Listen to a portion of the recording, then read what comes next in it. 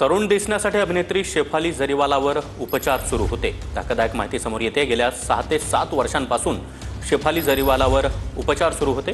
Shefali Jariwala vitamin C आणि ग्लुटाथिओन औषधांचे dose घेत होती। तरुण दिसण्यासाठी आणि त्वचेसाठी सुंदर दिसण्यासाठी तिच्यावर उपचार सुरू होते।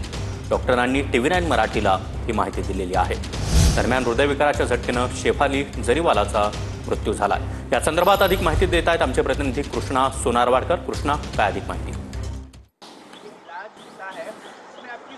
सागर, आपण पाहतोय की अभिनेत्री शेफाली जरीवालाचा हृदयविकाराच्या झटक्याने मृत्यू झाल्याची माहिती आता तरी प्राथमिक स्वरूपामध्ये मिळते आहे। मात्र तिचा रुग्णालयामध्ये मृतदेह आहे, त्याच्यावरती शवविच्छेदन सुरू आहे आणि शवविच्छेदन अहवालामध्ये मृत्यूचं नेमकं कारण काय हे स्पष्ट होईल। मात्र ज्या गोल्डन रेज अपार्टमेंटमध्ये शेफाली जरीवाला राहत होती तिथे आपण आहोत। पोलिसांचं पथक सुद्धा या ठिकाणी काही वेळापूर्वी आलेलं होतं, फॉरेन्सिक टीम आलेली होती आणि आता तिच्यावरती उपचार करणाऱ्या ज्या डॉक्टरांनी TV9 मराठीला माहिती दिलेली आहे त्यानुसार तरुण दिसण्यासाठी त्याचबरोबर सुंदर दिसण्यासाठी शेफाली जरीवाला मागील अनेक वर्षांपासून काही डोसेस घ्यायची, ज्यामध्ये व्हिटॅमिन सी आणि ग्लुटाथिओन नावाचा डोस होता जो काही महिन्यांच्या फरकाने घेतला जातो आणि त्याच्यावरती हे सातत्याने उपचार सुरू होते। मात्र या उपचारांचा आणि तिच्या तब्येतीवरती परिणाम होईल असा काहीही संबंध नसल्याचं सुद्धा डॉक्टरांनी स्पष्ट केलेलं आहे। त्याचबरोबर शेफाली जरीवाला ज्या डॉक्टरांकडे उपचार घेत होती ते एक नामवंत डॉक्टर आहेत, अंधेरीमध्ये त्यांचं एक क्लिनिक आहे आणि या डॉक्टरांशी जेव्हा TV9 मराठीच्या माध्यमातून आम्ही बोललो तेव्हा त्यांनी सांगितलं की व्हिटॅमिन सी आणि ग्लुटाथिओन हे 2 डोस जे आहेत ते काही महिन्यांच्या फरकाने शेफाली जरीवाला घेत होती।